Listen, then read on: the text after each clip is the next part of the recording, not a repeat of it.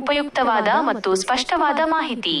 2026ರಿಂದ 27ನೇ ಸಾಲಿನ ವಿದ್ಯಾರ್ಥಿ ರಿಯಾಯಿತಿ bus pass. Student bus pass ಪಡೆಯಲು ಇಚ್ಛಿಸುವ ಕರ್ನಾಟಕದ ಶಾಲಾ ಕಾಲೇಜು ವಿದ್ಯಾರ್ಥಿಗಳಿಗೆ ಇದು ಅತ್ಯಗತ್ಯವಾದ ಪ್ರಕಟಣೆಯಾಗಿದೆ. ವಿದ್ಯಾರ್ಥಿಗಳಿಗೆ ಸುಲಭವಾಗಿ ಅರ್ಥವಾಗುವಂತೆ ಈ ಮಾಹಿತಿಯನ್ನು ಪ್ರಮುಖ ಅಂಶಗಳಾಗಿ ಇಲ್ಲಿ ನೀಡಲಾಗಿದೆ. ವಿದ್ಯಾರ್ಥಿ ಬಸ್ ಪಾಸ್ ಪ್ರಮುಖ ಮಾಹಿತಿ. 2026ರಿಂದ 27. ಅರ್ಜಿ ಸಲ್ಲಿಕೆ ಆರಂಭ ದಿನಾಂಕ ಮೇ 29, 2026ರಿಂದ.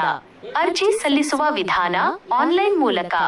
ಅರ್ಜಿ ಸಲ್ಲಿಸಬಹುದಾದ ಕೇಂದ್ರಗಳು: ಕರ್ನಾಟಕ 1, ಕರ್ನಾಟಕ 1, ಗ್ರಾಮ 1, ಗ್ರಾಮ್ 1, ಬೆಂಗಳೂರು 1, ಬೆಂಗಳೂರು 1, ಅಥವಾ ನೇರವಾಗಿ ಸೇವಾ ಸಿಂಧು ಅಧಿಕೃತ ವೆಬ್ಸೈಟ್ ಮೂಲಕ. ಅಧಿಕೃತ ವೆಬ್ಸೈಟ್ sevasindhu.karnataka.gov.in ಗೆ ಲಿಂಕ್. ಅಗತ್ಯವಿರುವ ದಾಖಲಾತಿಗಳು ರಿಕ್ವೈರ್ಡ್ ಡಾಕ್ಯುಮೆಂಟ್ಸ್. ಬಸ್ ಪಾಸ್ಗೆ ಅರ್ಜಿ ಸಲ್ಲಿಸುವಾಗ ಮತ್ತು ಕೌಂಟರ್ನಲ್ಲಿ ಪಾಸ್ ಪಡೆಯುವಾಗ ಈ ಕೆಳಗಿನ ದಾಖಲೆಗಳು ಕಡ್ಡಾಯವಾಗಿರಬೇಕು.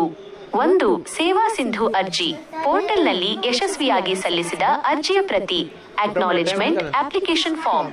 2. ಶುಲ್ಕದ ರಶೀದಿ. ಪ್ರಸ್ತುತ ಸಾಲಿನಲ್ಲಿ 2026ರಿಂದ 27 ಶಾಲಾ ಅಥವಾ ಕಾಲೇಜಿಗೆ ಶುಲ್ಕ ಪಾವತಿಸಿರುವ ರಶೀದಿ, ಫೀ ರಿಸಿಪ್ಟ್. 3. ಆಧಾರ್ ಕಾರ್ಡ್.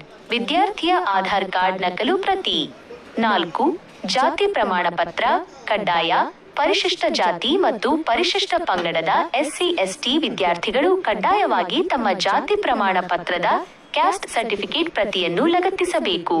ಮುಖ್ಯ ಸೂಚನೆ: ಆನ್ಲೈನ್ನಲ್ಲಿ ಅರ್ಜಿ ಸಲ್ಲಿಸಿ ನಿಗದಿತ ಪಾಸ್ ಶುಲ್ಕವನ್ನು ಪಾವತಿಸಿದ ನಂತರ ಆ ರಶೀದಿಯೊಂದಿಗೆ ನಿಮ್ಮ ಸ್ಥಳೀಯ ಬಸ್ ಪಾಸ್ ಕೌಂಟರ್ಗಳಿಗೆ ಭೇಟಿ ನೀಡಿ ನಿಮ್ಮ ಭೌತಿಕ ಬಸ್ ಪಾಸ್ ಅನ್ನು ಪಡೆದುಕೊಳ್ಳಬಹುದು.